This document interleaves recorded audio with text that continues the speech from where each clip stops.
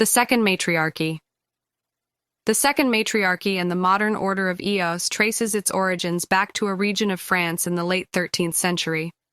Serafina of Thea, a Caelestes, in hiding under the guise of a well-traveled and enigmatic noblewoman of means, established a sanctuary for women in the village of Le Clouet, near the modern-day forests of La Robine-sur-Galbre. It is believed that during this time, Serafina practiced an early form of worship within the sanctuary with her female wards, never revealing her true nature or that of her companion and fellow Caelestes in hiding, Eos.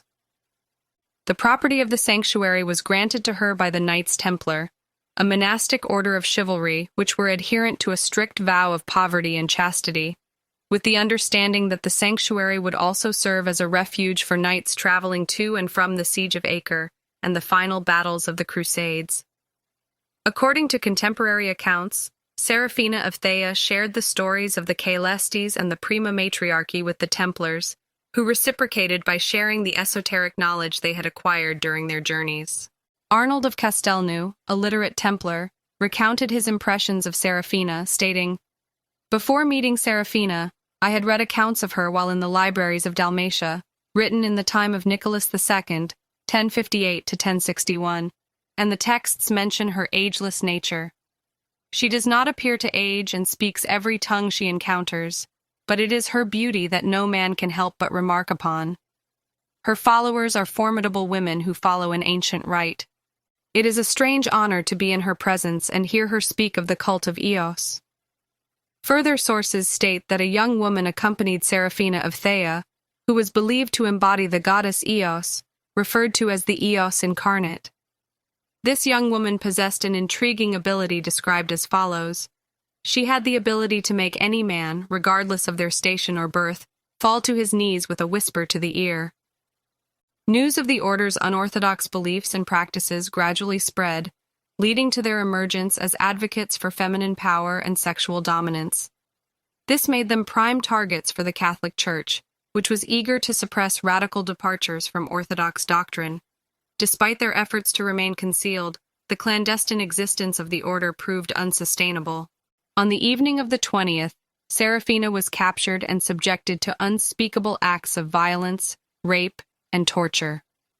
The following day, she was condemned to be burned at the stake in front of the sanctuary.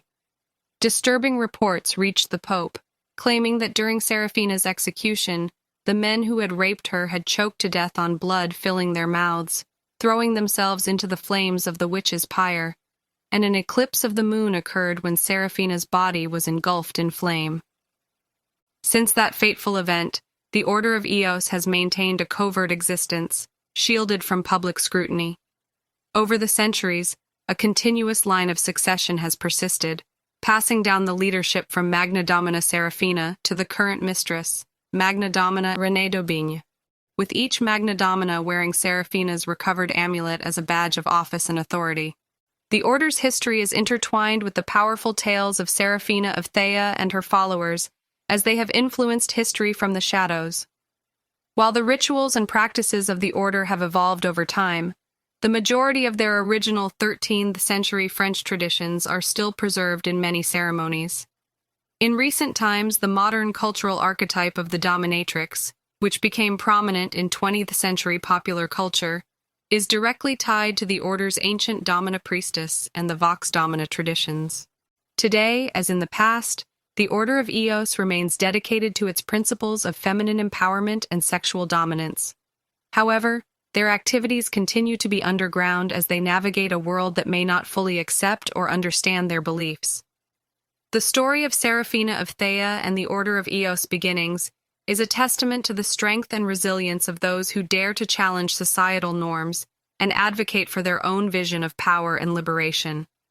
It is a legacy that lives on, carrying the spirit of Eos and the indomitable spirit of those who came before.